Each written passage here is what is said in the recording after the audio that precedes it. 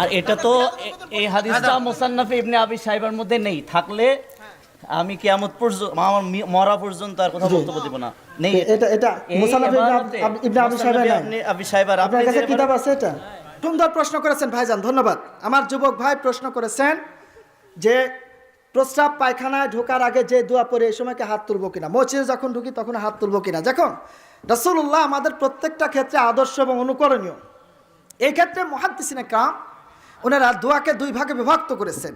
একটা দোয়া হচ্ছে দোয়ায়ে তাআসসুরি, আর একটা হচ্ছে দোয়ায়ে তাআব্বুদি।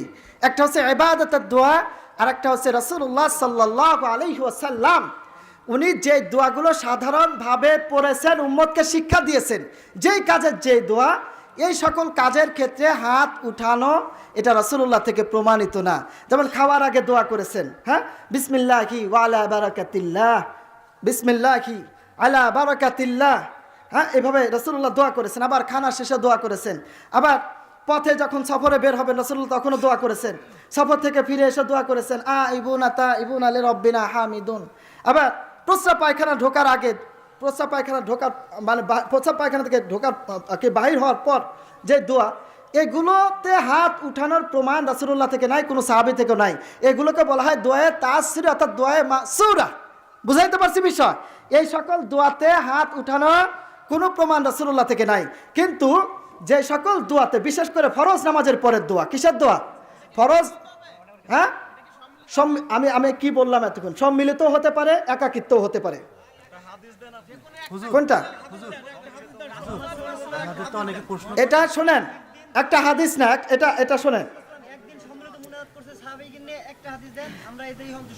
হ্যাঁ, আচ্ছা ঠিক আছে। রাসূলুল্লাহ সাল্লাল্লাহু আলাইহি ওয়াসাল্লাম, জি রাসূলুল্লাহ সাল্লাল্লাহু আলাইহি ওয়াসাল্লাম ফরজ নামাজের পর যে দোয়া সম্মিলিতভাবে একদিন মানে একবার করেছে কিনা জীবনে, তাই তো? জি, সাহাবীদের সহ দুই হাত তুলে মোনাজাত। হ্যাঁ, অবশ্যই। এর একটা দলিল আপনি দিয়ে দেবেন সহিহ হাদিস দ্বারা। জি। আচ্ছা, হাদিসের ভিতরে আচ্ছা দলিল হবে ইনশাআল্লাহ, একটু ধৈর্য ধরুন।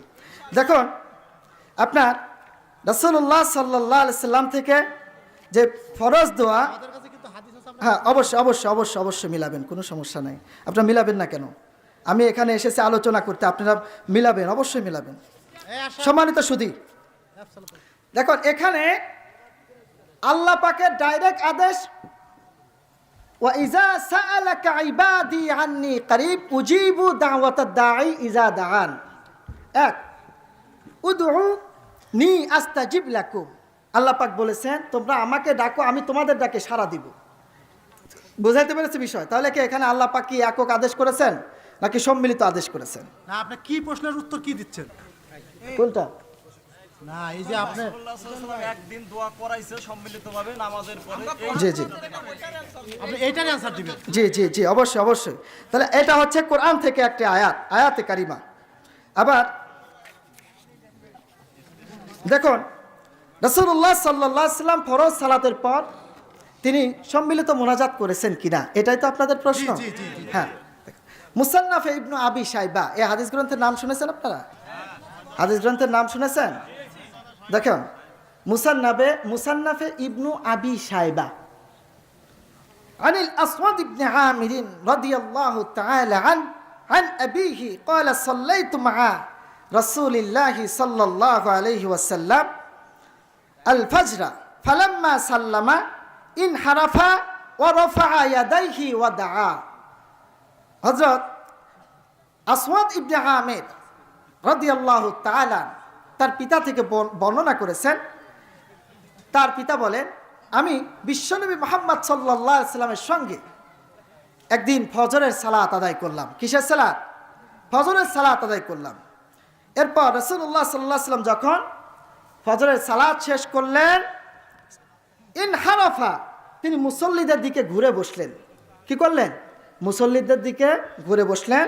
ওয়া রাফা'a ইয়াদাইহি ওয়া দা'a, তিনি হাত উঠায়ে হাত উত্তোলন করলেন, উভয় হাত উঠালেন এবং দোয়া করলেন। কি করলেন? উভয় হাত উঠালেন এবং দোয়া করলেন। আর এখন বলবেন যে রাসূলুল্লাহ তো এখানে একা দোয়া করছেন, সাহাবীদের তো এখানে কোনো কথা নাই যে সাহাবীরা এখানে কি করেছেন, সাহাবীরা এখানে দোয়া করেছেন যে রাসূলুল্লাহর সঙ্গে সম্মিলিতভাবে, এটার তো কোনো প্রমাণ নাই। আরে মিয়া সাহেব, রাসূলুল্লাহ হচ্ছেন উম্মতের জন্য আদর্শ। রাসূলুল্লাহ দোয়া করেছেন আর সাহাবীরা বেয়াদবের মতো হাত গুটায় বসে আছেন, এটা কি কখনোই সম্ভব? এটা কি কখনোই সম্ভব? এটা কখনোই সম্ভব না। বুঝতে পেরেছেন বিষয়? অর্থাৎ হ্যাঁ, এই যে ক্লিয়ারলি বলছেন না, এটা রাসূলুল্লাহ ফজরের নামাজ পড়েছেন। আর এটা তো এই হাদিসটা মুসান্নাফে ইবনে আবি শাইবার মধ্যে নেই, থাকলে আমি কিয়ামত পর্যন্ত আমার মরা পর্যন্ত আর কথা বলতে দিব না। নেই এটা এটা এই মুসান্নাফ এবারতে ইবনে আবি শাইবা নাই। আপনি আবি শাইবার আপনার কাছে যে কিতাব আছে? এটা আমি আপনার কিতাব আছে? কিতাব দেখেন, কিতাব বের করেন। যখন ছাত্র না, ছিলাম, মুসান্নাফ ইবনে আবি শাইবাটা আপনি বের করেন। যখন ছাত্র ছিলাম, না ভিতরেই আছে। আপনি হ্যাঁ, এটা বের করেন না। যখন ছাত্র ছিলাম, যখন আপনি এটা ছাত্র বের করেন। ছিলাম, যখন ছাত্র ছিলাম, আচ্ছা, আপনি ছাত্র ছিলেন, এটা আমিও ছাত্র ছিলাম। যখন আমিও ছাত্র ছিলাম। আপনি প্রমাণ দেখান যে এটা মুসান্নাফ ইবনে আবি শাইবা না, আপনি এটা কিতাবটা বাইরে করে আমাকে দেখান। হ্যাঁ, আমি তো বলেছি এটা সম্মিলিত, এটা কি অবশ্যই। এটা কি আমি বলেছি আছে, উনি বলছেন নাই। উনি এটা প্রোটেক্ট করতে, উনাকে প্রমাণ দিতে এটা কি হবে। সম্মিলিত এটা কি সম্মিলিত এটা কি সম্মিলিত এটা কি সম্মিলিত এটা এটা যে এটা কি সম্মিলিত এটা যে একক, এটার প্রমাণ কি? এখন তো আপনি নিজেই প্রমাণ করলেন। তা এটা কি সাহাবায়ে কেরাম হাত গোটায় বসেছিলেন, এটা আপনি প্রমাণ করবেন? হাত যে উঠাইছিলেন এটা প্রমাণ করেন। সাহাবারা হাত প্রমাণ তো আপনি করবেন যে সাহাবারাও একসাথে সবাই মিলে হাত তুলে মোনাজাত করেছেন। হ্যাঁ, এখন সাহাবারা অবশ্যই রাসূলুল্লাহর অনুকরণ করেছেন। রাসূলুল্লাহ আমাদের জন্য উত্তম আদর্শ। তাহলে রাসূলুল্লাহ সাল্লাল্লাহু আলাইহি সাল্লাম হাত উঠায় দোয়া করছেন, সাহাবারা বেয়াদবের মতো হাত গুটায় বসে আছেন, এটা তো হতে পারে না। রাসূল সাল্লাল্লাহু আলাইহি ওয়াসাল্লাম দোয়া করেছেন জি, মুসান্নাফে ইবনে আবি শাইবার মধ্যে। আপনি মুসান্নাফে ইবনে আবি শাইবা কিতাবটা কই? আচ্ছা, আমি এখানে আরেকটা কিতাব থেকে আমি এটা সূত্র দিয়েছি, আপনি বললেন যে নাই, অর্থাৎ প্রমাণটা আপনাকে দেখাতে হবে। আচ্ছা, একটা জিনিস আপনি বলে দেখেছেন যে নাই, দাঁড়ান, আপনি বলে দেখেছেন নাই, পড়েছেন নাই, যেটা নাই অর্থাৎ আপনাকে দেখাতে হবে। যেটা নাই সেটা কি কোনো প্রমাণ হয়? যেটা আছে ওইটার প্রমাণ হয়, তাই না? হ্যাঁ, যেটা নাই ওটাকে প্রমাণ করবো কি করে? আমার ছেলে নাই, তাহলে আমার ছেলে আনতে হলে একটা বাস্টার ছেলে নিয়ে আসতে হবে। মনে করেন আমার কোনো সন্তান নাই, এখন আমি যদি বলি আপনি আমার সন্তান এনে দেন, তাহলে লোকের ছেলে এনে আমার সন্তান বানাতে হবে, তাই না? আপনি কিসের সাথে কি তুলনা করতেছেন? কোথায় হাদিস, কোথায় সন্তান? আপনি কোনটা নিয়ে যাচ্ছেন? হাদিস নাই সেটা আমি আনবো কি করে? কোথায় নাই আপনি দেখান। সম্মিলিত মোনাজাত করেছে। আপনি বললেন যে নাই, আপনি ওই হাদিসের কিতাবটা আমাকে দেখান। আমি তো দেখালাম, না, না, এটা 30 টাকার নোট না। আমি কিতাবের হাওলা দিয়েছি,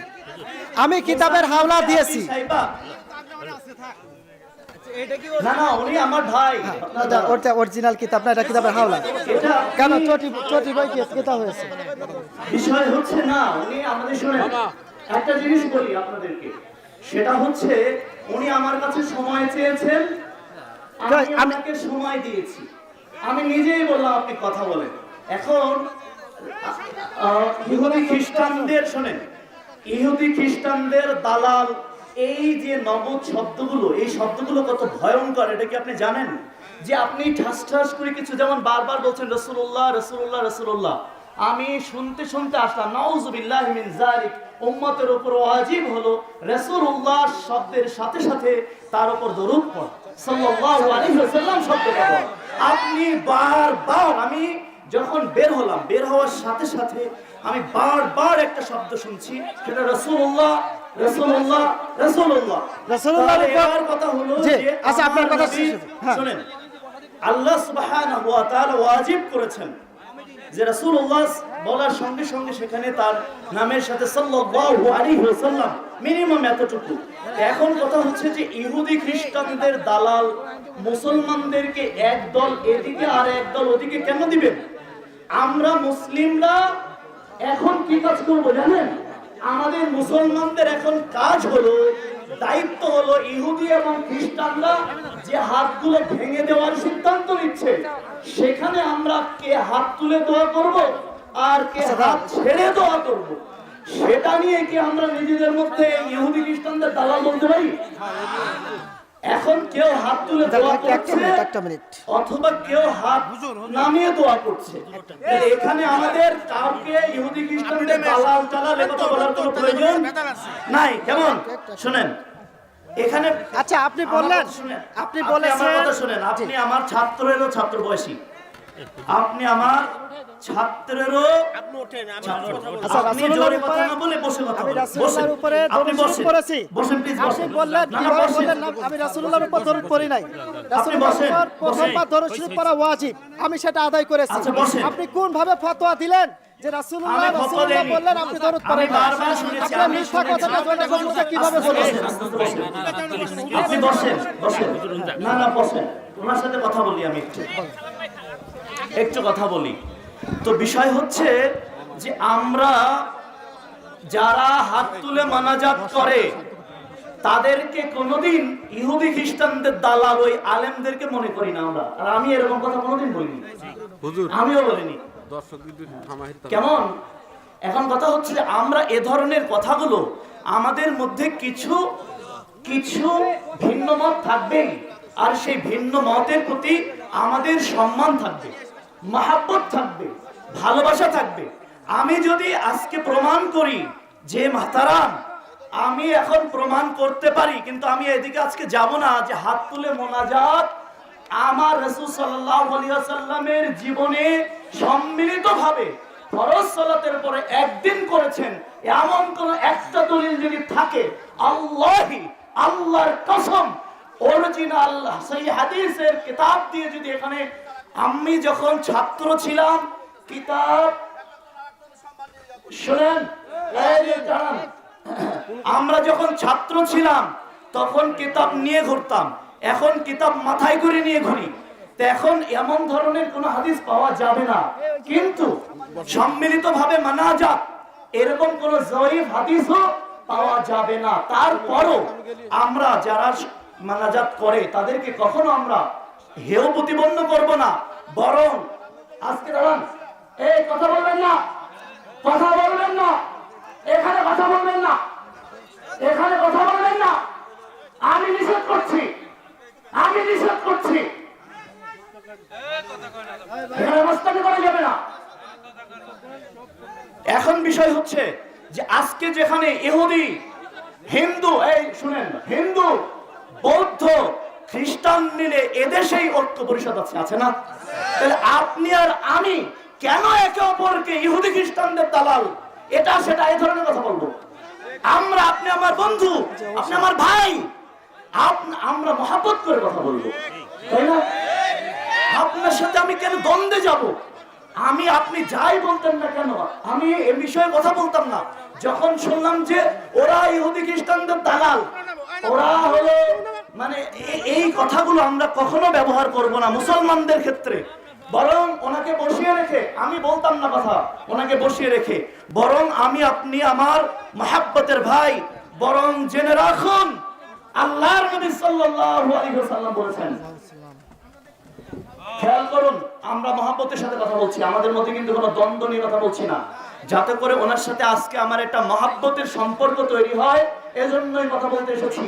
উনি আমার ভাই, আমি অনেকে বিজয়ী করে দিচ্ছি, আমি হেরে যাচ্ছি আল্লাহর কসম। আমি কিন্তু কথাটা বলার জন্য বলছি না, মিডিয়া আছে, আল্লাহর কসম আমি নিজেকে পরাজিত সৈনিক দাবি করে আমার ভাইকে জিতিয়ে দিচ্ছি। কিন্তু যে দুইটা মেসেজ আমার ভাইকে আমি জানিয়ে দিচ্ছি, তিনটা মেসেজ। মেসেজ নাম্বার 1, আল্লাহ সুবহানাহু, আমার নবী সাল্লাল্লাহু আলাইহি ওয়াসাল্লাম বলছেন, এটা হচ্ছে জামিউস সাগীর, এছাড়া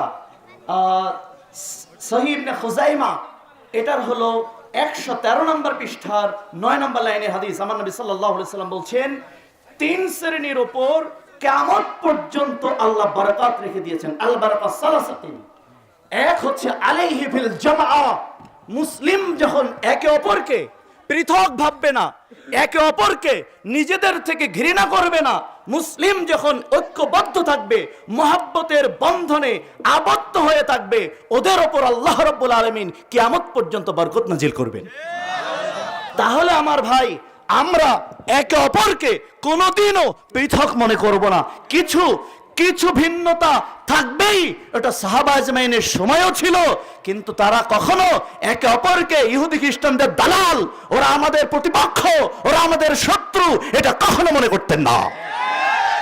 এক। দুই নম্বর কথা আমার ভাই, আমি আপনার কাছে 2 নম্বর মেসেজ দিতে চাই যে উম্মতের ওপর রাসূল সাল্লাল্লাহু আলাইহি ওয়াসাল্লামের হক, এটার উপরে 3টা মেসেজ আমি দিতে চাই।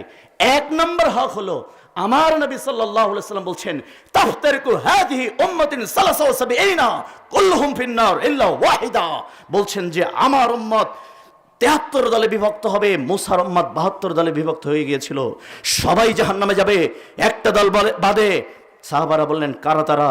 বললেন মা'আনা আলাইহি ওয়া আসহাবি, আজকের দিনে আমি এবং আমার সাহাবা আজমাইন যে নীতির উপর, যে গতির উপর, যে আমলের উপর প্রতিষ্ঠিত আছি, তারাই জান্নাতে যাবে।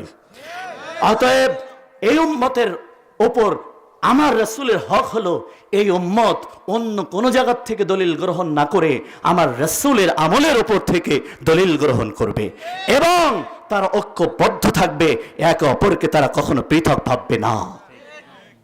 2 নম্বর মেসেজ হচ্ছে আল্লাহ বলছেন আপনি সম্মানিত অনেক বড় মাপের একজন আলেম, যেভাবে হাদিসে ইবারত পড়ছিলেন, অনেক বড় মাপের একজন আলেম, আলহামদুলিল্লাহ। আমার আল্লাহ সুবহানাহু ওয়া তাআলা এই জন্য আমাদের মধ্যে যেখানে হিন্দু, বৌদ্ধ, খ্রিস্টান ঐক্য পরিষদ হয়েছে, সেখানে আপনার আর আমি কেন এভাবে হাত ধরে বলতে পারবো না আমরা মুসলিম, আমরা ভাই ভাই, আমাদের মধ্যে বিদ্বেষ নয়? একথা যদি আমরা বলতে পারি, অবশ্যই আল্লাহর দুশমনেরা সতর্ক সাবধান হয়ে যাবে, ইসলামের উপর ওরা হাত তুলতে পারবে না। আমার তাকবীর, নারে তাকবীর, নারে তাকবীর। আমার ভাইয়েরা, আমার আল্লাহ বলছেন মুহাম্মাদুর রাসূলুল্লাহি ওয়াল্লাযীনা মাআহু আশিদ্দাউ আলাল কুফার, মুহাম্মদ সাল্লাল্লাহু আলাইহি ওয়াসাল্লাম এবং তার উম্মত, তার অনুসারীরা একমাত্র শুধুমাত্র কঠোরতা অবলম্বন করবে শুধুমাত্র কাফেরের উপরে। আমরা কি প্রমাণ করতে পারবো যে যারা হাত তুলে সম্মিলিত মোনাজাত সবাই করে ওরা কাফের? তাহলে আমরা কি কখনো তাদেরকে ইহুদি খ্রিস্টানদের দালাল মনে করতে পারবো? অথবা যারা সম্মিলিত মোনাজাত না করে একাকী হাত তুলে মোনাজাত করা পছন্দ করে, আমরা কি তাদের বলতে পারবো ওরা ইহুদি খ্রিস্টানদের দালাল? সবাই কিন্তু আল্লাহর কাছে দোয়া করছে, ঠিক কিনা? অতএব পার্থক্য এতটুকু যে মোনাজাতটা একাকী, মোনাজাত তো 100% আছে। উনি আবু দাউদের হাদিস বর্ণনা করছিলেন, সেই হাদিস, সেটা হচ্ছে আল্লাহ সুবহানাহু ওয়া তাআলা, আল্লাহ রাসূল বলছেন তোমার হাতে তালু দিয়ে দোয়া করতে না। বসেন বসেন বসেন, আপনি আজকে প্রধান আলোচক, বসেন প্লিজ। না বসুন বসুন, আমার গাড়িতে আপনাকে পৌঁছে দিব, আমার ড্রাইভার দিয়ে পৌঁছে দিব। বসুন বসুন প্লিজ, আমার ড্রাইভার দিয়ে, আমি ওয়াদা দিচ্ছি আমার ড্রাইভার দিয়ে আপনাকে পৌঁছে দিব। কারণ আজকে আমাদের মধ্যে একটা ঐক্য তৈরি করতে হবে। আপনার আমার মধ্যে যদি ঐক্য তৈরি না হয়, এরা মারামারি করে মরবে। অতএব আলেমদের মধ্যে আগে ভালোবাসা তৈরি করতে হবে। আমরা আমাদের কারণে আজকে জাতি এত দ্বিধা বিভক্ত, জাতি হাজার ভাগে বিভক্ত, আলেমদের কারণে। আলেমরা আজকে ঐক্যবদ্ধ হতে হবে। অতএব শুনুন, 3টা, বেশি না, আমি 3টা পয়েন্টের কথা বলেছি। এতটুকু হজম করার মতো সাহস এবং এতটুকু হজম করার মতো মহাব্বত এক অপরের প্রতি রাখি। আমার আল্লাহ বলছেন ওয়াল্লাযীনা মাহু আশিদ্দাউ আলাল কুফার, তারা কাফেরের প্রতি হবে কঠোর, ওয়া রুহামাউ বাইনাহুম, কিন্তু যারা মুমিন প্রমাণ হবে, মুসলিম প্রমাণ হবে, তাদের প্রতি থাকবে তাদের খালি দয়াদ্রতা, তাদের প্রতি থাকবে তাদের খালি মহাব্বত, তাদের প্রতি থাকবে খালি ভালোবাসা, তাদের প্রতি থাকবে খালি ভ্রাতৃপ্রতিম চেতনা। তারা কখনো একে অপরকে পৃথক ভাবতে পারবে না। মাসআলাগত কারণে হাদিসের বুঝ নিতে গিয়ে কিছু ভিন্নতা আসবেই, সেই ভিন্নতা কখনো আমরা শত্রুতায় পরিণত করব না। এই ভিন্নতাকে যারা শত্রুতায় পরিণত করবে, ওদের ইলমের ডিপনেস নেই, ওরা ভাষা ইলমের অধিকারী। যাদের ইলমের ডিপনেস আছে, তারা ছোট ছোট ইখতিলাফকে কেন্দ্র করে মুসলমানদেরকে দ্বিধা বিভক্ত করতে পারে না। কারণ আল্লাহ বলছেন সূরা ফাতহার মধ্যে 29 নম্বর আয়াত, 47 নম্বর সূরার 29 নম্বর আয়াত আল্লাহ বলছেন ওয়াল্লাযীনা মাহু আশিদ্দাউ আলাল কুফফারি রুহামাউ বাইনাহুম। আমার মুহাম্মদ সাল্লাল্লাহু আলাইহি ওয়াসাল্লামের উম্মতের বৈশিষ্ট্য কেমন হবে? তারা নিজেদের প্রতি, মুসলিমদের প্রতি থাকবে শুধু মহব্বত আর ভালোবাসা। এমন কোনো কথা বলা যাবে না যারা মুসলিমদের মধ্যে ঐক্যের ফাটল সৃষ্টি হয়। এমন কোনো কথা বলা যাবে না যারা আমার অমর একটা মুসলিম মনে কষ্ট পায়, ব্যথিত হয়। বরং আমার নবী বলছেন عن ابي هريره رضي الله عنه قال قال رسول الله صلى الله عليه وسلم قال الله تعالى عددت لعبادي الصالحين ما رأت عين ولا سمعت اذن ولا خطر بقلب البشر। আমার নবী বলছেন, আল্লাহ বলেছেন, কে বলেছেন? আদাতু লিবাদি as-salihin মা রাত আইনুন, আমার বান্দার জন্য, নেককার মানুষদের জন্য আমি জান্নাতি এমন করে সাজিয়েছি, মা রাত আইনুন ওয়ালা সামিয়াত উযনুন, তাদের চোখ দেখেনি, তাদের কান শোনেনি, ওয়ালা খতরা বিকলবিল বাশার, তাদের অন্তর কল্পনা করেনি। আল্লাহ রাসূল বলছেন, আল্লাহ রাসূল যখন এই হাদিস বর্ণনা করছেন, বুখারী আরবি বুখারী 138 নম্বর পৃষ্ঠার 9 নম্বর লাইনের 3240 নম্বর হাদিস, 366 নম্বর পৃষ্ঠার 24 নম্বর লাইনে 4779 নম্বর হাদিস। তখন আল্লাহর নবী সাহাবা বলছেন, আল্লাহ রাসূল খালি বলেন জান্নাতে যাব কি করে? তখন বলছেন, আতাবাল কালামা, তোমার মুখের ভাষা হবে সবচেয়ে ভালো, সবচেয়ে ভদ্র। তোমার মুখের ভাষায় যেন কোনো মুসলিম কোনোভাবেই কষ্ট না পায়, এভাবে যদি মুখের ভাষা তৈরি করতে পারো, এই জান্নাত তোমায় ঠেকায় কে?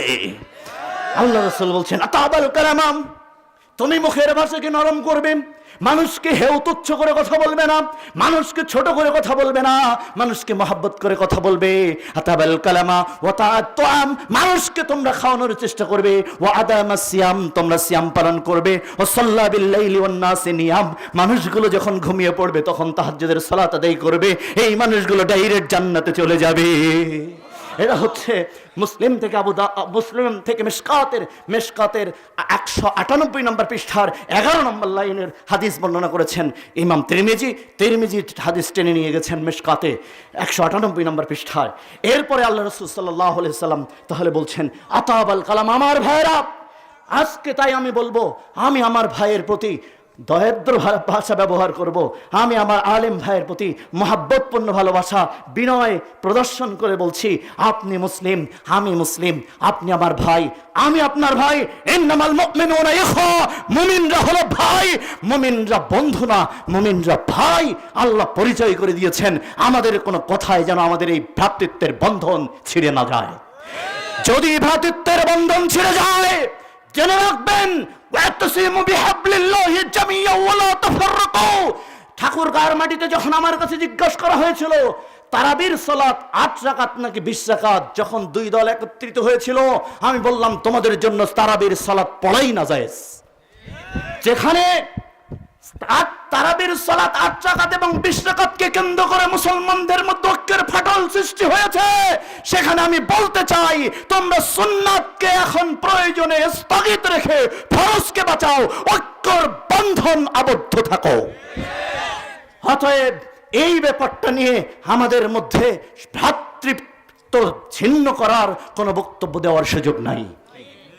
অতএব আমার ভাইরা, আমরা যেটা বলছিলাম যে আমাদের মুখের ভাষাকে নরম করতে হবে, ভদ্র করতে হবে, এক অপরকে মহব্বত করতে জানতে হবে, ভালোবাসতে জানতে হবে, তাহলে আল্লাহর নসরত, আল্লাহর সাহায্য আসতে বাধ্য।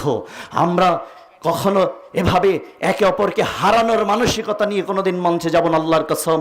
আমি যখন স্টেজে আসছিলাম, আমি আল্লাহর কাছে দোয়া করে আসছিলাম, আল্লাহ, আমি কোনো ভাইকে হারাতে যাচ্ছি না, আমি কোনো ব্যক্তিকে জেতাতে যাচ্ছি না, আমি তোমার দিন বিজয়ী করার জন্য মঞ্চে যাচ্ছি। এমন ভাবে আমাকে কথা বলিও, মুসলমানদের দিন যেন বিজয় হয়ে যায়, ঐক্যবদ্ধ থাকতে পারি, আমাদের মাধ্যমে যেন কোনো ভাইয়ের মধ্যে শত্রুতা, বিদ্বেষ সৃষ্টি না হয়। এটাই হলো ওয়াতাসিমু বিহাবলিল্লাহি জামিয়াও ওয়ালা তাফাররাকু, তোমরা দলে দলে বিভক্ত হয়ো না, আল্লাহর রজ্জুকে সম্মিলিতভাবে ঐক্যবদ্ধভাবে ধারণ করো।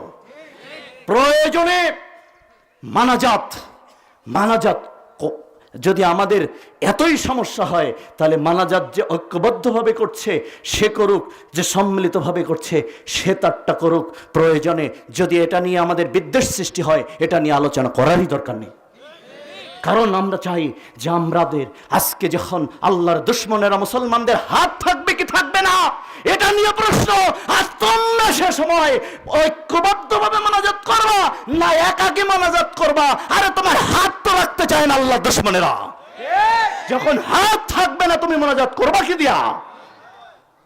অতএব তুমি ঐক্যবদ্ধ হও আল্লাহর দুশমনদের বিরুদ্ধে, মুসলমানদের বিরুদ্ধে একে অপরের শত্রু বানিয়ে দিও না।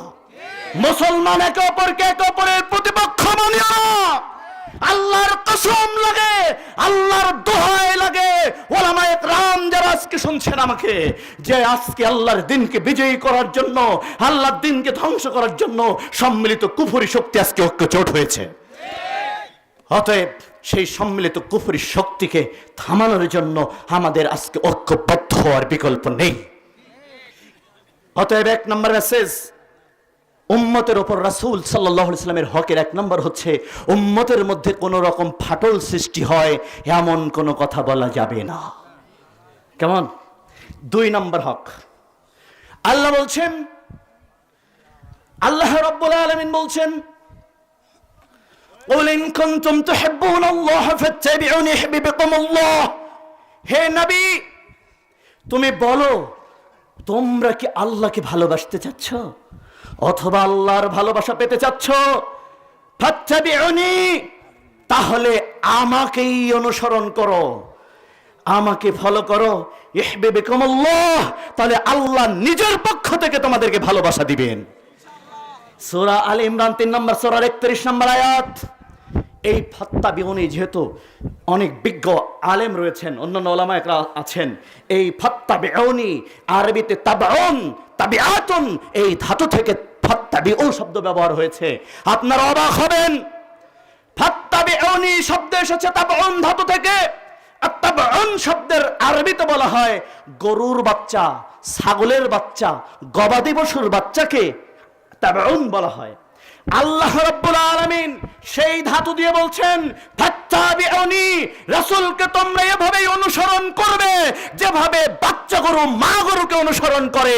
যুক্তি তর্ক বোঝে না, আগুন পানি বোঝে না, জীবন মরণ বোঝে না, এভাবেই অনুসরণ করবে তোমার রাসূলকে। ফাত্তাবিউনি, যদি এভাবে অনুসরণ করো যেভাবে মা গরু বাচ্চা গরু মা গরুকে অনুসরণ করে। আপনারা দেখেছেন, যেহেতু এখানে খড় আছে বোঝা যাচ্ছে গরু আছে। আপনি যখন গরুকে টেনে নিয়ে যান, মা গরুকে, কখনো বাচ্চা গরুর গলায় রশি দিয়ে টানা লাগে না। মা গরুকে টেনে নিয়ে যাবেন, বাচ্চা গরু যেখানে মাকে নিয়ে যাবেন বাচ্চার বৈশিষ্ট্যই হচ্ছে ওখানেই চলে যাওয়া। এমনকি গরুকে যদি আপনি পানিতে না নামাতে পারবেন না সহজে, কিন্তু কখনো মা গরুকে যদি পানিতে নামান দেখবেন বাচ্চা হাসতে খেলতে নাচতে নাচতে পানিতে নেমে যায়। আমার আল্লাহ বলছেন ফাত্তাবিউনি, ওভাবেই রাসূলকে অনুসরণ করো যেভাবে বাচ্চা গরুটা মা গরুকে অনুসরণ করছে, যেভাবে বাচ্চা ছাগলটাকে মা ছাগলকে অনুসরণ করছে।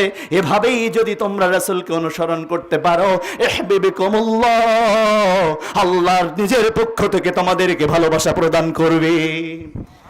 Not only that, وَيَغْفِرُ لَكُمْ ذُنُوبَكُمْ وَاللَّهُ غَفُورٌ رَحِيمٌ, আল্লাহ তোমাদের অতীতের সমস্ত গুনাহকে ক্ষমা করে দেবে। যদি আমার রাসূলকে এভাবে অনুসরণ করো সাল্লাল্লাহু আলাইহি ওয়াসাল্লামকে, তাহলে আল্লাহ তোমাদেরকে খালি ভালোবাসবেন তাই নয়, ওয়া ইয়াগফিরু লাকুম যুনুবাকুম ওয়াল্লাহু গফুরুর রহিম। রাসূলের এভাবে দৃঢ়তার সাথে অনুসরণ করার কারণে আল্লাহ তোমাদের গুনাহগুলো সব ক্ষমা করে দেবে। সূরা আলে ইমরান 31 নম্বর আয়াত 32 নম্বর আয়াতে বলছেন ফাইন তাওয়াল্লাউ, যদি না করতে পারো, ফাইন্নাল্লাহা লা ইউহিব্বুল কাফিরিন, কিন্তু যারা আল্লাহর রাসূলের আনুগত্য বাদ দিয়ে অন্য কোন চেতনার অনুসরণ করে, অন্য কারো আনুগত্য করে, তাহলে আল্লাহ ওই কুফার সম্প্রদায়কে মহব্বত করেন না, ভালোবাসেন না। তাহলে এই আয়াত দিয়ে বোঝা যাচ্ছে আমার নবীকে ভালোবাসার শর্ত হলো নবীর উপর, আমার রাসূলের সাল্লাল্লাহু আলাইহি সাল্লামের উম্মতের উপর রাসূলের হক হলো উম্মত তাকে হুবহু অনুসরণ করবে। কিভাবে? সেই হুবহু অনুসরণের পর তিনি বললেন তাফতারিকু হাজি, তিনি বললেন তুম সামানা সাবরিল লিল মুতামাসসিক ফিহি 50 শাহিদাম মিনকুম কিলা ইয়া রাসূলুল্লাহ ইয়া মিনহুম ক্বালা লা বাল মিনকুম কিলা ইয়া রাসূলুল্লাহ ইয়া মিনহুম ক্বালা লা বাল মিনকুম কিলা ইয়া রাসূলুল্লাহ ইয়া মিনহুম ক্বালা লা বাল মিনকুম। উতবা ইবনে গাজওয়া বলছেন আল্লাহর রাসূল একদিন আমাদেরকে বললেন তোমাদের পরে এমন একটা জামানা আসবে, সেই জামানায় যারা আমার সুন্নাত, আমার নীতি, আমার নির্দেশনাকে মূল্যায়ন করে আমল করতে পারবে। সহিহুল জামের 2234 নম্বর হাদিস, 558 নম্বর পৃষ্ঠার 16 নম্বর লাইনের 17 নম্বর লাইন থেকে হাদিস বর্ণনা করা হয়েছে। আল্লাহ রাসূল তাই বলছেন যে তারাক্তু ফীকুম আমরাইন লাম তাদিল্লু মা তামাসসাকতুম বিহিমা কিতাবুল্লাহ ওয়া সুন্নতি নবিয়্যি। আমি তোমাদের কাছে দুইটা জিনিস রেখে গেলাম, লাম তাদিল্লু মা তামাসসাকতুম বিহিমা, তোমরা পথভ্রষ্ট হবে না, তোমাদের পদস্খলন ঘটবে না, কেউ তোমাদের বিপথে নিতে পারবে না যতক্ষণ তোমরা এই দুইটা জিনিস আঁকড়ে ধরে থাকবে। একটা হচ্ছে কিতাবুল্লাহ, আল্লাহর কোরআন, ওয়া সুন্নতি নবিয়্যি, তোমাদের রাসূলের সুন্নাহ। এটার উপর যখন তোমরা প্রতিষ্ঠিত থাকবে তখন তোমাদের কেউ পথভ্রষ্ট করতে পারবে না। আল্লাহ রাসূল সাল্লাল্লাহু আলাইহি সাল্লাম এ কথা বলছেন, এভাবেই বলছেন। মুয়াত্তা মালিকের 116 নম্বর পৃষ্ঠার 102 নম্বর খণ্ড 116 নম্বর পৃষ্ঠার 8 নম্বর লাইনের 1395 নম্বর হাদিস। আল্লাহ রাসূল সাল্লাল্লাহু আলাইহি সাল্লাম তাই বলছেন আমাকে অনুসরণ করতে হবে এভাবে। এবার আল্লাহ সুবহানাহু ওয়া তাআলা তার রাসূলকে বলে দিচ্ছেন, কুল, তোমাকে অনুসরণ কিভাবে করবে ওদেরকে বলো। কুল হাতু বুরহানাকুম ইন কুনতুম সাদিকিন। তোমরা সূরা বাকারা 2 নম্বর সেরার 2 নম্বর সূরার 1.5 নম্বর পারার 4 নম্বর পৃষ্ঠার 111 নম্বর আয়াত, সূরা নামল 64 নম্বর আয়াত। আল্লাহ বলছেন ওদেরকে বলো, কি বলো? হ্যাঁ তো বুরহানাকুম, শো ইউর ডকুমেন্ট, তোমার দলিল দাও। ইন কুনতুম সাদিকিন, তুমি যদি তোমার কথা অনুযায়ী সত্যবাদী হয়ে থাকো তাহলে তোমার কথার সপক্ষে দলিল পেশ করো। নিজের পক্ষ থেকে কোনো কথা বলা যাবে না, যা বলবে তার দলিল দিতে হবে। এবং দলিল কোথা থেকে? দলিল কোন বাজারের 34 টাকা দামের চটি বই থেকে নয়, দলিল দিতে হবে কোরআন থেকে, দলিল দিতে হবে বিশুদ্ধ হাদিস গ্রন্থের পৃষ্ঠা থেকে। তাহলে সূরা আলে বাকারার 111 আয়াত অনুযায়ী আপনি সত্যবাদী। কিন্তু যদি আপনি পৃথিবীর অন্য কারোর গ্রন্থ থেকে দলিল দেন, অন্য কারো গ্রন্থ এনে সেখান থেকে যদি মুসলমানদের দলিল দেন, সেটা কিন্তু আল্লাহ রাব্বুল আলামিন বাতিল ঘোষণা করেছেন। সূরা বাকারার 111, সূরা নামলের 64 নম্বর আয়াত। তাহলে বোঝা যাচ্ছে দলিল গ্রহণ করতে হবে বিশুদ্ধ হাদিস গ্রন্থের পাতা থেকে, কোনো চটি বই থেকে নয়, কোনো অতিরিক্ত অ্যাডিশনাল বুক থেকে নয়, কোনো মানব রচিত, মানব মস্তিষ্ক প্রসূত কোনো গ্রন্থ থেকে দলিল চলবে। আপনি যদি তাহলে 3 নম্বর হলো দলিল থেকে দলিল দিতে হবে। কোথা থেকে আরো জেনে নেন? সূরা আরাফ নাম শুনেছেন?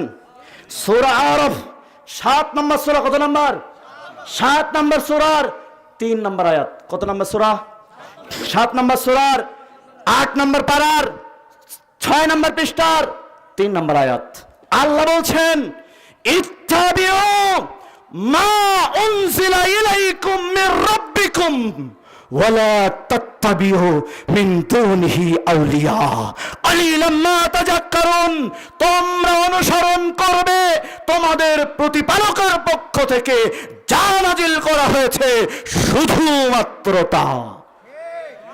ওয়ালা তাত্তাবিউ মিন দুনিহি আউলিয়া, এটা বাদ দিয়ে দুনিয়ার কোন তথাকথিত ওলি আউলিয়া যারা তোমাদের কাছে লেবাস ধরে, ধর্মের নামে ধর্মীয় লেবাস ধরে তোমাদের সামনে আসে, তাদের অনুসরণ চলবে না, বরং অনুসরণ করতে হবে আল্লাহ যা নাজিল করেছেন শুধুমাত্র তা।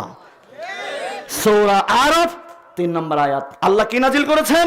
সূরা জুম্মা 62 নম্বর সূরা 2 নম্বর আয়াত, হুয়াল্লাযী বা'আসা ফিল উম্মিয়িনা রাসূলাম মিনহুম ইয়াতলু আলাইহিম আয়াতিহি ওয়া ইউযাক্কিহিম ওয়া ইউআল্লিমুহুমুল কিতাবা ওয়াল হিকমা। আমার আল্লাহ বলছেন, আমি নিরক্ষর জাতির মধ্য থেকে একজন রাসূল প্রেরণ করেছি। সুবহানাল্লাহ বলবেন। আমি নিরক্ষর জাতির মধ্যে একজন রাসূল প্রেরণ করেছি। ইয়াতলু আলাইহিম আয়াতিহি ওয়া ইউযাক্কিহিম, ওদের কাজ হলো, রাসূলের কাজ হলো আমার আয়াতটা জাতির কাছে তেলাওয়াত করে জাতিকে পরিশুদ্ধ করে নেবেন। কেউ কারোর সমালোচনা করে নয়, কেউ কারোর হেয় তুচ্ছ করে নয়, মানুষকে, কথা বলো না, মানুষকে কেউ কারো হেয় তুচ্ছ করার জন্য কথা বলে মানুষকে হেদায়েত করা যাবে না, মানুষের মধ্যে ঈমান বাড়ানো যাবে না, মানুষের মধ্যে ভ্রাতৃত্ববোধ তৈরি করা যাবে না। কারণ আল্লাহ বলছেন, ইয়াতলু আলাইহিম আয়াতিহি ওয়া ইউযাক্কিহিম।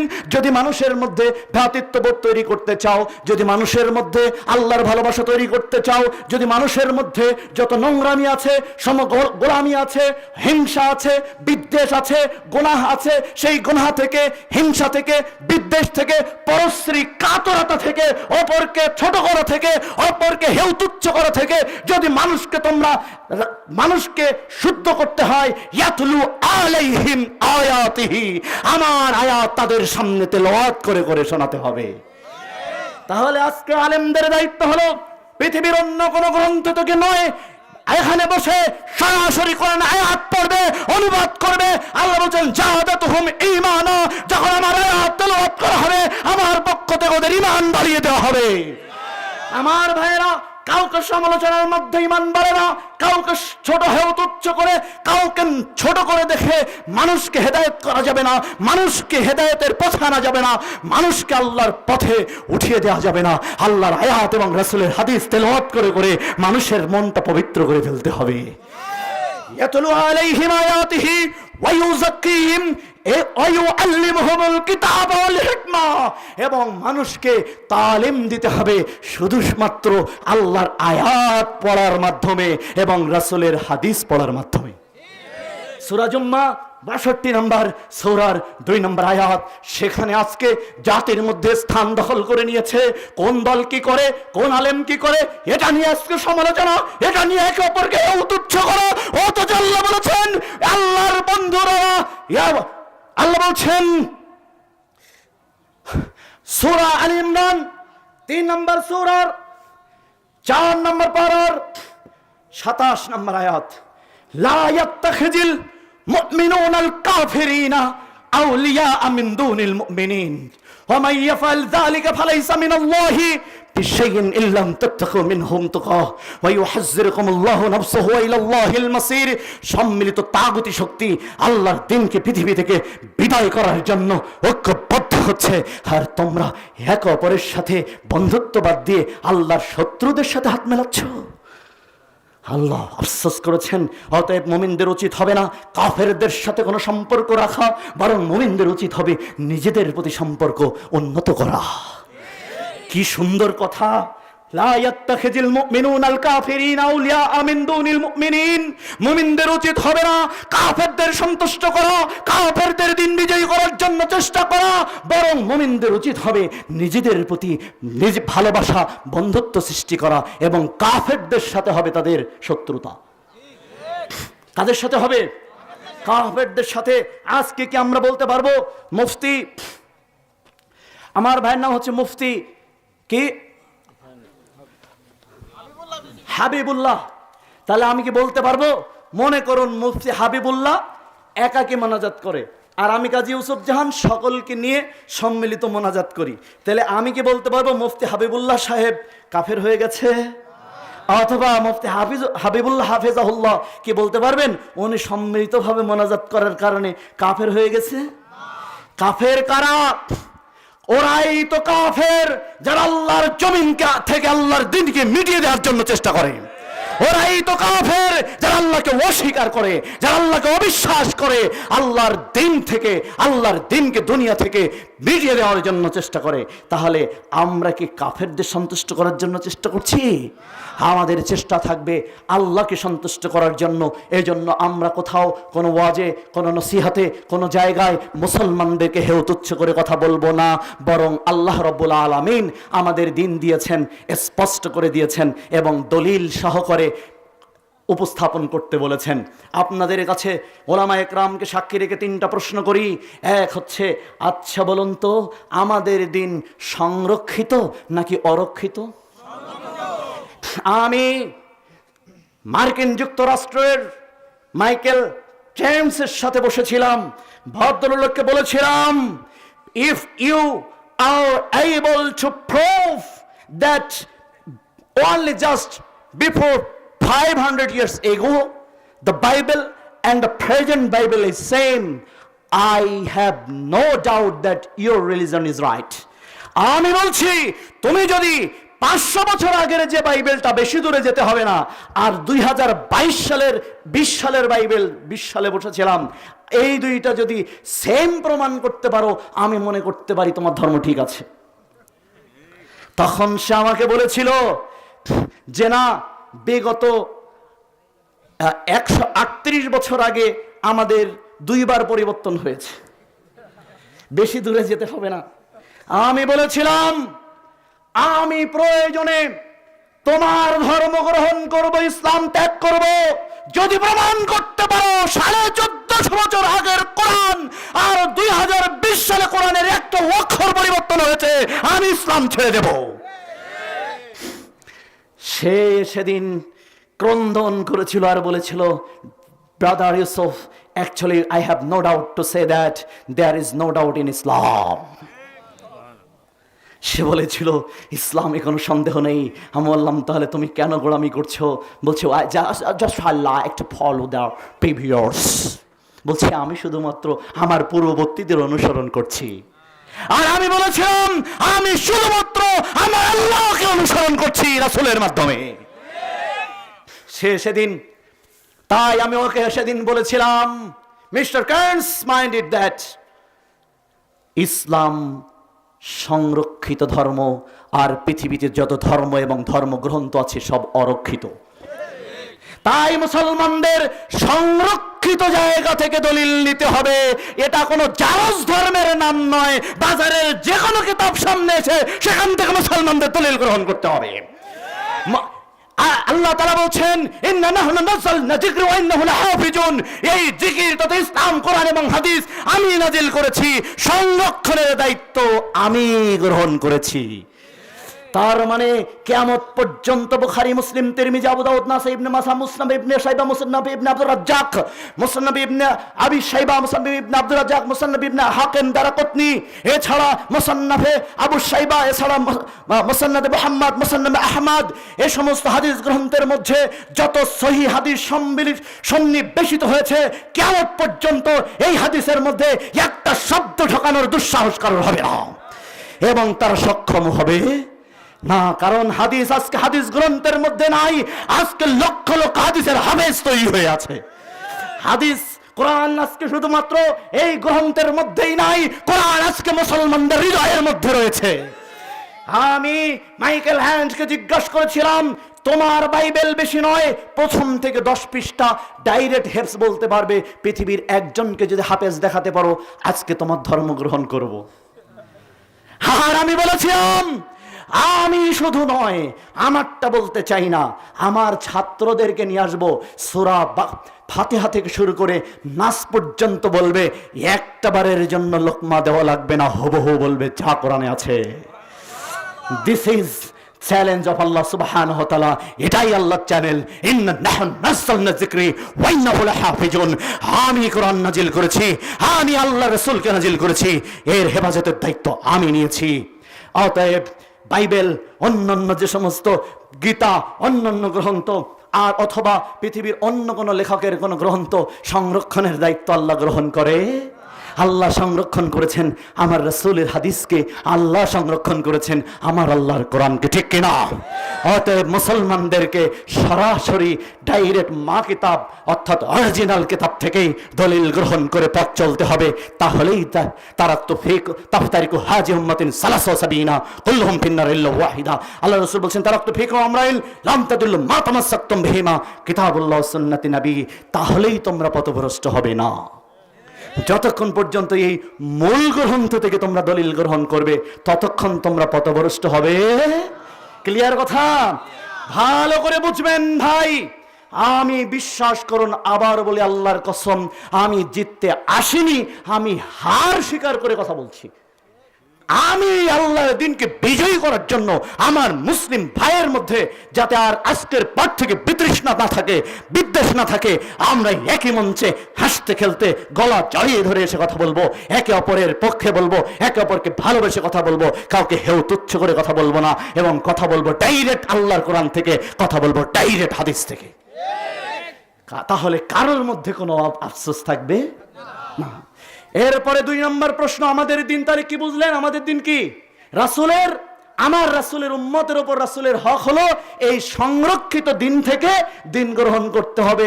বাইবেল থেকে নয়, ভগবত গীতা থেকে নয়, অমুক তমুক তমুক তমুক কিতাব থেকে নয়, কোরআন এবং হাদিস গ্রন্থ থেকে।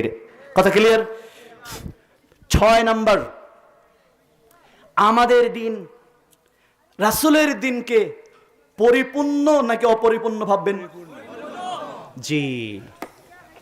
যদি কেউ বলে যে না 1450 বছর আগে এটা চলতো, 1450 বছর আগে রাসূল সাল্লাল্লাহু আলাইহি ওয়াসাল্লামের যুগে ঠিক ছিল, কিন্তু এখন আমাদের মতো করে আমাদের হুজুর, আমাদের পীর সাহেব হুজুর, আমাদের মুফতি সাহেব হুজুর, আমাদের বুজুর্গানে দিনদের মতো করে একটু মডিফাই করে ওনারা এটা ভালো বুঝেছেন, এটার মধ্যে আরো বেশি কল্যাণ আছে, অতএব আমরা এভাবে একটু গুছিয়ে মডিফাই করে চলবো।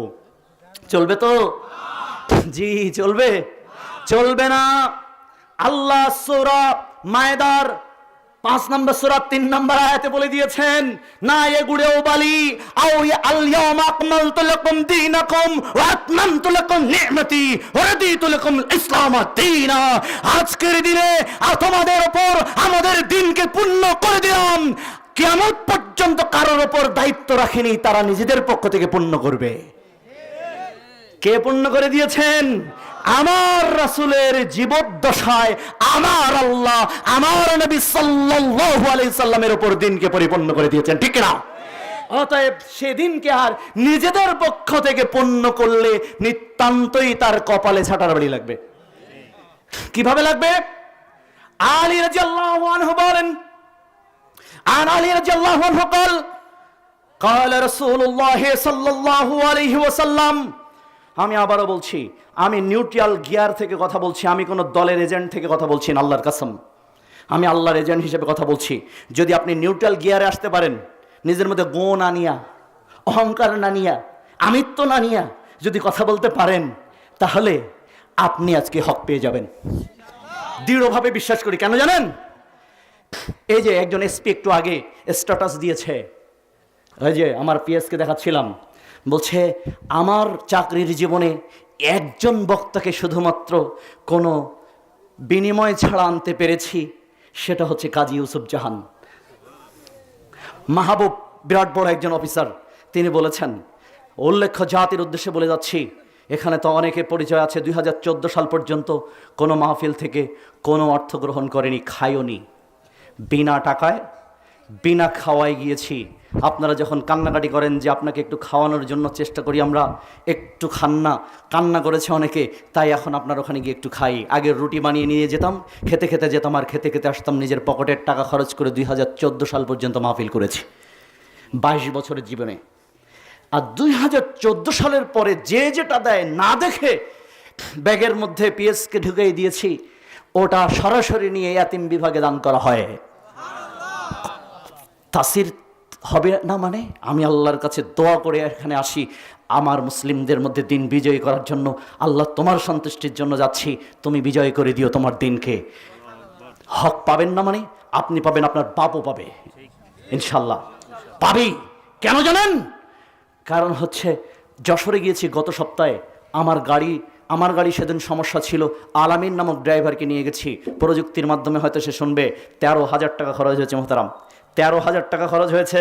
13,000 টাকা খরচ হলে তারা দিয়েছে 5,600 টাকা। আমার ড্রাইভার বলছে, স্যার দেখেন এরা কত বড়, মানে হচ্ছে অনেক ধরনের কথা বলেছে। আমি বললাম সাবর, আল্লাহ তাআলা বলেছেন, আমার নবীকে বলেছেন, নবী তুমি বলে দাও আমার তোমাদের কাছে এই দিন প্রচারের বিনিময়ে তোমাদের কাছে আমার কোনো চাওয়া নেই, আমার প্রত্যাশা আমার আল্লাহর কাছে। ইন হুয়া ইল্লা যিকরুল লিল আলামিন, এটা সারা বিশ্ববাসীর জন্য উপদেশ। অতএব 22 বছরের জুমার খুতবায় 22 টাকা গ্রহণ করি না, তাফসীর হবেই কথা, হক পাবেই, এ কথায় মানুষ ইনশাআল্লাহ পাবেই। অতএব আপনি নিউট্রাল গিয়ারে আসেন, আমি আপনাকে হক আল্লাহ কোরআন থেকে দিয়ে যাচ্ছি, আমি আপনাকে হক হাদিস থেকে দিয়ে যাচ্ছি। আমি জিততে আসেনি। আমার ভাই মহতারাম হাবিবুল্লাহ হাফেজাহুল্লাহকে আজকের আমার প্রধান অতিথি, প্রধান আলোচককে ছেড়ে দিয়ে আমি দ্বিতীয় আলোচক হিসেবে আলোচনা করছি। আমি ওই চেয়ারে গেলাম না, আমি এখানেই বসে কথা বলছি। আমার ভাই হাবিবুল্লাহ হাফেজাহুল্লাহ তিনি আজকের প্রধান অতিথি, তিনি আজকের প্রধান আলোচক। আমি কলিজা থেকে বলছি, হৃদয় থেকে বলছি, হককে বোঝানোর জন্য এসেছি, তোমার কাছে আমি নেতা হওয়ার জন্য আসিনি। আল্লাহর কসম, বুঝতে চেষ্টা করো। আল্লাহর সুবহানাহু ওয়া তাআলা বলছেন, আজকে আমার দিনকে পরিপূর্ণ করলাম, আমার নিয়ামত সম্পন্ন করে দিলাম, ইসলামকে তোমাদের দিন হিসাবে মনোনয়ন দিলাম। ইসলামকে তোমাদের দিন হিসাবে কি করলাম? মনোনয়ন দিলাম। তাহলে এই বোতলের মধ্যে যদি পানি ঢোকাতে হয় তাহলে 2টা শর্ত লাগবে। এক হলো বোতল কিছুটা খালি থাকা লাগবে, ঠিক কিনা?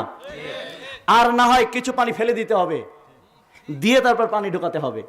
যেখানে আল্লাহ বললেন আমি পূর্ণ করে দিয়েছি, এর মধ্যে যদি নতুন কোনো কিছু দিতে হয় তাহলে আল্লাহর পণ্য থেকে কিছু ফেলে দিতে হবে। তাহলে কিছু হাদিস বাদ দিতে হবে, কিছু কোরআনের আয়াত বাদ দিতে হবে। নাস্তিকদের মতো কথা বলা যাবে তো? যেহেতু যাবে না, অতএব কোরআনে যা আছে হাদিসে যা আছে ওভাবেই মানতে হবে। আলীর নাম শুনেছেন, রাদিয়াল্লাহু আনহু ওয়ারাদু আনহু।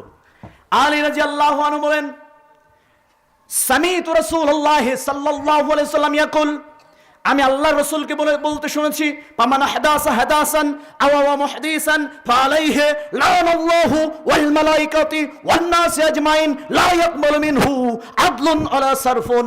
বুখারী 254 নম্বর পৃষ্ঠার 3159 নম্বর হাদিস, 254 নম্বর পৃষ্ঠা 3159 নম্বর হাদিস, 6 নম্বর লাইন থেকে ইমাম বুখারী হাদিস বর্ণনা করছেন। তিনি বলছেন, আলী রাদিয়াল্লাহু আনহু বলেন, আমার নবী বলেছেন, আমার এই দিনের মধ্যে, আমার এই পরিপূর্ণ দিনের মধ্যে যদি কেউ নতুন কিছু সংযোজন করে দেয় যা আমি করিনি, আমি বলিনি, আমার নীতি নির্দেশনার মধ্যে নাই, এমন কিছু যদি আমার দিনের মধ্যে ঢুকাই দিয়ে যায়, এবং যে ঢুকায় তাকে যদি কেউ সম্মান করে, ফালাইহি লানাল্লাহ, তাদের উভয়ের উপর আল্লাহর পক্ষ থেকে সাথে সাথে গজব নাজিল করা হয়।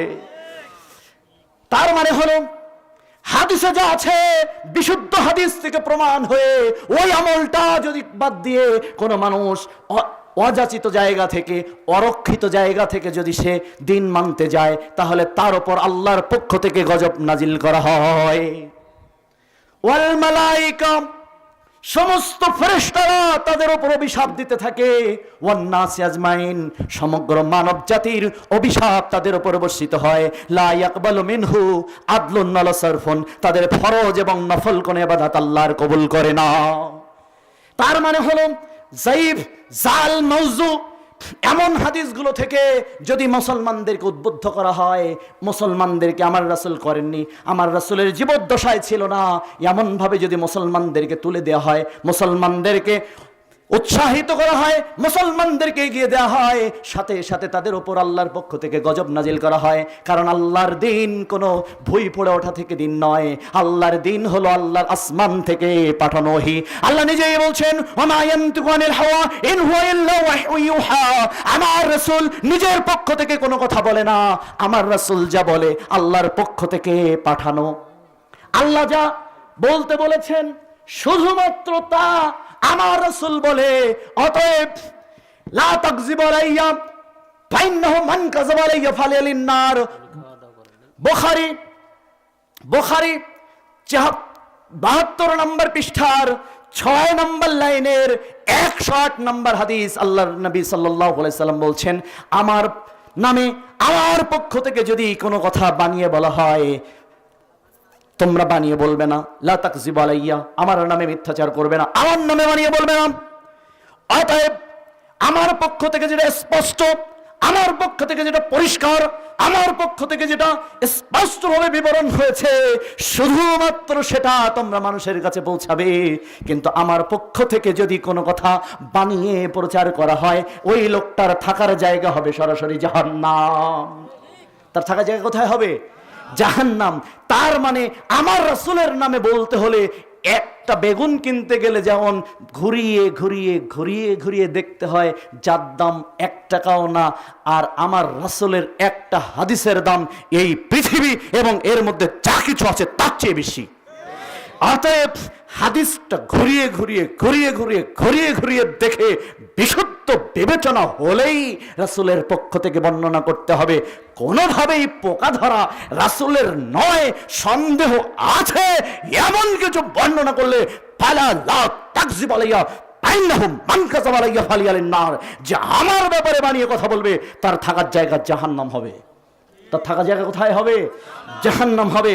তাই রাসূলের পক্ষ থেকে বানিয়ে নয়, তথ্যহীন ভাবে যেটা প্রমাণিত শুধুমাত্র সেটাই বর্ণনা করতে হবে।